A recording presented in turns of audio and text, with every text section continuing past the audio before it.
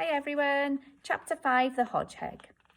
What Max had not bargained for when the bunch of people moved off at the peeping of the little green man was that another bunch would be coming towards him from the other side of the street. So that when he was about halfway across, hurrying along at the heels of one crowd, he was suddenly confronted by another. He dodged about in a forest of legs in great danger of being stepped on. No one seemed to notice his small shape, and indeed he was kicked by a large foot and rolled backwards. Picking himself up, he looked across and found to his horror that the green man was gone and that the red man had reappeared. Frantically, Max ran on as the traffic began to move and reached the far side, just in front of a great wheel that almost brushed his backside. The shock of so narrow an escape made him roll up, and for some time he lay in the gutter, whilst above his head the humans stepped onto or off the pavement, and the noisy green man and the silent red man lit up in turn. After a while there seemed to be fewer people about, and Max uncurled and climbed over the curb. He turned right and set off in the direction of home. How to recross the street was something he had not yet worked out. But in his experience, neither striped bits nor red and green men were the answer. As usual, he kept close to the wall at the inner edge of the pavement, a wall that presently gave place to iron railings. These were wide enough apart for even the largest hedgehog to pass between. Max slipped through.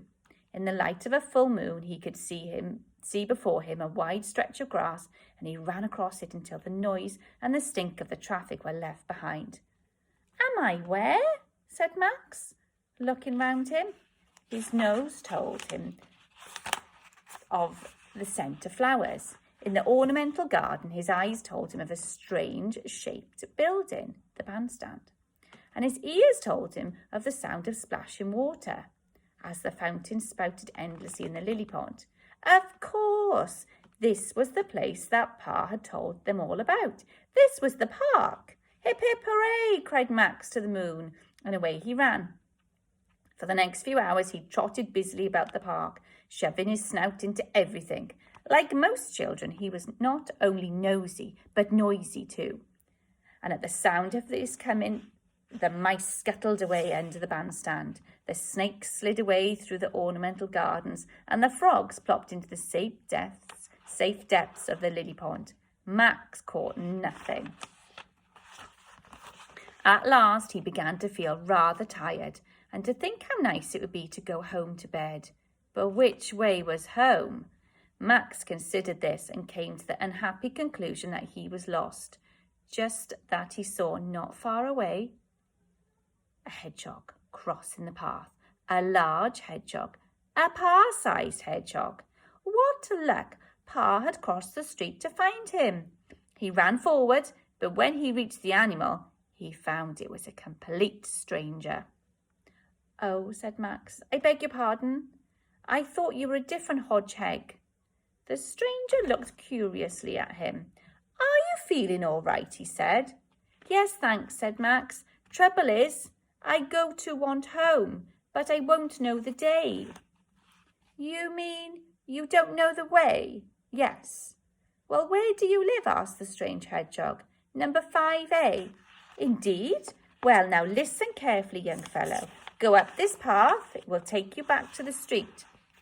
And a little way along, you'll see a strange sort of house that humans use. It's a tall house, just big enough for one human to stand up in, and it has windows on 3 sides, and it's bright red. If you cross there, you'll fetch up right by your own front gate, okay?" "K.O.," said Max, "and thanks." As soon as he was through the park railings, he saw the tall red house. He trotted up close to it. It was lit up, and sure enough, there was a human inside it. He was holding something to his ear, and Max could see that his lips were moving. How odd, thought Max, moving very close now. He's standing in there talking to himself. What do you think it was?